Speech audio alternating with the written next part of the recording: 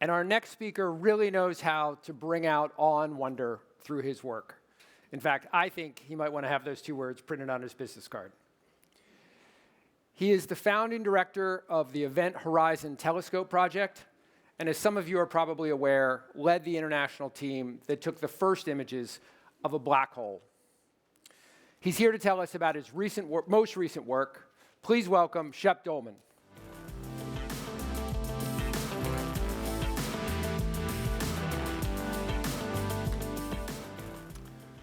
Okay, I want to first thank everyone for this opportunity, the Templeton family for this warm welcome, and this opportunity to describe the research that the Templeton has supported. I think most everyone here understands the basics of black holes. It's when enough matter is compressed into a small enough volume that gravity runs away uncontrollably and compresses it to a single point. That's the singularity. And around this point of infinite density is the event horizon. And that's where the force of gravity is so strong that even light cannot escape. Now, black holes have been in literature, they've been in movies, in science fiction, but until recently, no one had ever seen one. And all that changed on April 11th, 2019. I was staying in a hotel room in Washington, D.C., and I came down to get my coffee and the paper, and this is what I saw. The day before, at an international press conference as the director of the Event Horizon Telescope, I had announced we'd taken the first picture of a black hole. This ring of light encircles 6.5 billion times the mass of our sun, and it's in the constellation Virgo, in the heart of galaxy M87, 55 million light years away. And it wasn't just on the Washington Post, the New York Times, and the Wall Street Journal that it was above the fold. It was on the front page of every major newspaper around the globe. The embrace of this image by the public surprised our team, but we're professionals and we were pretty cool about it. Here we are, just passing the time in Washington Reagan National Airport, waiting for our flight home after the press conference. Now, we'd arrived at this point because a decade earlier, we had set our sights on making the first image of a black hole. And we knew that imaging was absolutely critical to it, because we were answering the basic question that Newton had provided. Basically, what is gravity? Okay? So, Newton taught us that gravity was two masses attracting each other. But Einstein said, no mass deforms space-time. And our perception of gravity is nothing more than the feeling and observing of matter, even light, moving through curved space-time. Now, black holes, because they are the things that puncture space-time, they deform space-time the most, they present us with a unique opportunity to put Einstein's theories to the ultimate test. And imaging is the absolute key. Because as the gas and dust is coming towards the black hole, it's compressed in a small enough volume that it heats up to hundreds of billions of degrees. So in a paradox of its own gravity, all that gas and dust that glows brightly before it goes through the event horizon makes black holes some of the brightest objects in the night sky. Here, this animation shows how the radiation coming from that hot gas is warped by the space-time around the black hole to form the ring and the shadow that we see. And by laying a ruler across space-time, we can compare the dimensions of this ring with Einstein's predictions. Now, for those of you who really want to get into the math, we'll be deriving this expression in the second hour of this talk. It's a beautiful equation. But to see this image required developing an entirely new telescope, and that's because this image, seeing it, is the equivalent of being able to read a newspaper in Los Angeles while we're sitting here in Montreal. And to build a telescope like this, we realized we would have to make it as large as the Earth itself. Well, that's impossible. But we were able to do it by tying together radio dishes around the world together into a virtual Earth-sized telescope. Here's how it works. Two telescopes widely separated on the globe look at the same black hole at the same time. Radio waves from that black hole are collected by these dishes, and the radio waves are time-tagged with an atomic clock that has a precision that it loses 1 second every 10 million years. They're turned into ones and zeros and stored on hard disk drives, and then they're sent to a central supercomputer where they're played back at exactly the right time, and they're combined. In this, it's exactly like an optical telescope works. An optical telescope has a perfectly parabolic mirror, light hits it, and all the light is bounced to the focus at exactly the same time where it's combined. We're doing the same thing here, but in a supercomputer after the fact. Thankfully, the Earth rotates, so we're not limited to just those two dishes.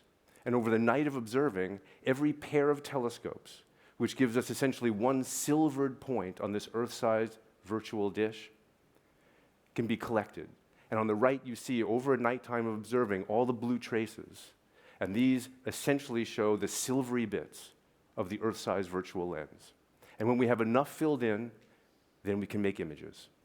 And we have now made images of two supermassive black holes. The one on the left is M87, that weighs 6.5 billion solar masses. The one on the right, Sagittarius A star, weighs 4 million solar masses. The dimensions of these rings are perfectly consistent with Einstein's theory of general relativity. These images are the best evidence we have for the existence of supermassive black holes anywhere in the universe. And as with any great discovery, this is just the beginning. Still images give us part of the story, but making movies of black holes will let us ask the next major question. How do supermassive black holes in the centers of galaxies alter the evolution of the universe?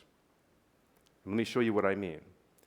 At the center of this galaxy, Hercules A, which is 2 billion light years away, there's a 4 million solar mass black hole. And as it digests the whirlpool of matter circularizing around it, it can spin up.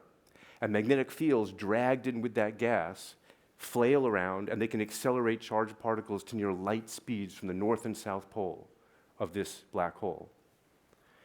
These jets can rip apart an entire galaxy.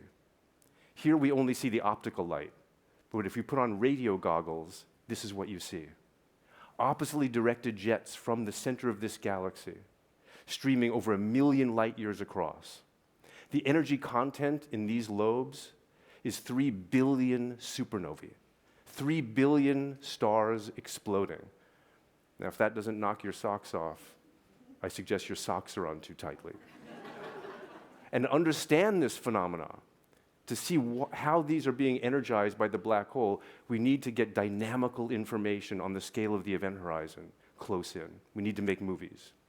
So we have started the next generation Event Horizon Telescope project with generous and initial funding from the Templeton Foundation. We are upgrading the existing sites you see here on the globe, and we are adding new sites to create new connections, filling in the Earth-sized virtual lens, making the Earth a motion picture camera. The yellow sites here are the most important in Chile, in Wyoming, in Mexico, in Tanzania, and the Canary Islands. These have been maximally decided, these locations, to give maximum impact on imaging. The site in Kilimanjaro in Tanzania is critical. This site is at the highest point in Africa, so it gives us unparalleled observing conditions, but also it's the easternmost site. So it sees Sagittarius A star and M87 when they first rise over the array, and gives us the opportunity to make many hour-long movies of black holes. We are also working with Tanzanian scientists to bring in new communities to this international project, new students, and we're making connections between cutting-edge astronomy and traditional and cultural ways of knowing the night sky. We are extremely excited about this next step. And the movies we make are going to be extraordinary. Close in, we can see the coiling of the magnetic fields as they're ready to launch these charged particles, but panning back, we can see the flow of energy down the jet, for the first time now allowing us to reveal how these jets are formed and how they can pierce galaxies and change the night sky. So as we look to the future, as we build this new instrumentation, as we deploy these new dishes, we are always connecting with our past. The next generation Event Horizon Telescope project, we see it as a long continuum that stretches back to Einstein. We call it the 100-year handshake. We really feel like they're in the room with us, these pioneers. Einstein's work, the work of Oppenheimer, of Schwarzschild, of Stephen Hawking, they're always with us.